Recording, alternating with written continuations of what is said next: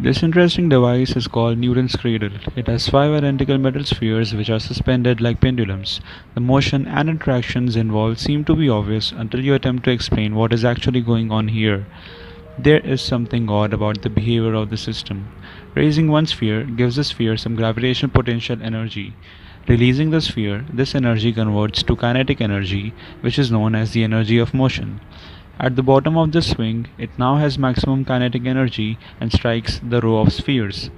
The metal spheres interact in what is called inelastic collision.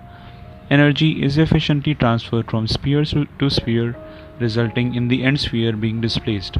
If the collision were completely efficient and there was no friction acting on the system, this last sphere would raise to the same height as the starting position. Energy remains conserved. Like a pendulum, the system will swing back and forth with energy smoothly changing from potential to kinetic. Friction will eventually bring the system to a halt.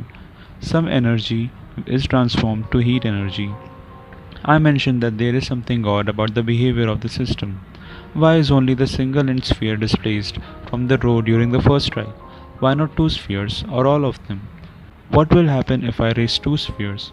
How many spheres will be displaced? One, two, or all of them? Let us find out.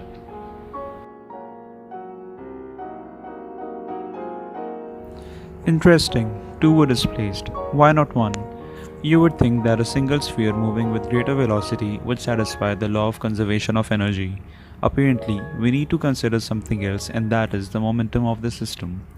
The law of conservation of momentum states that when two objects collide, the total momentum of the objects before collision is equal to the total momentum of the objects after the collision. The momentum of an object is a product of its velocity and its mass, and linear momentum is a vector quantity, that is, it possesses a direction. Momentum and kinetic energy can be represented by two formulas.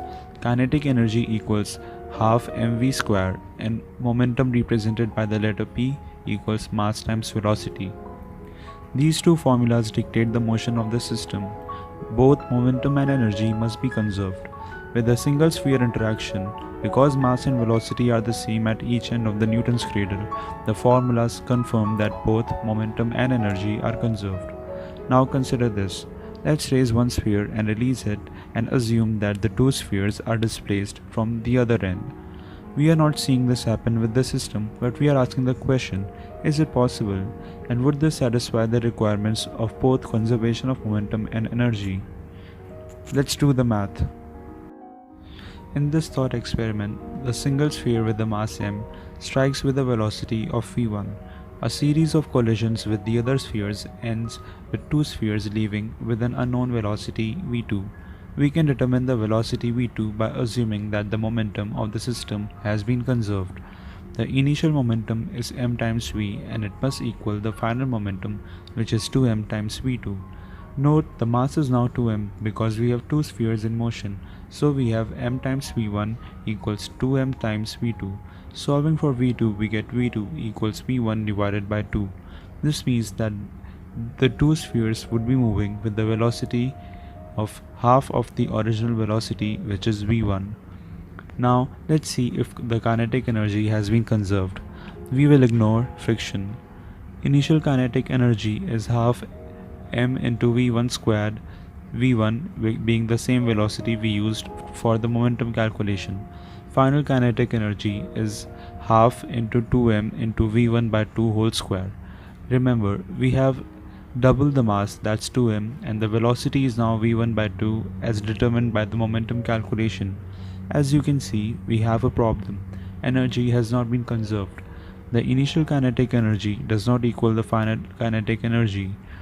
The calculation is telling us one sphere striking the row of spheres will not display two spheres but only one sphere.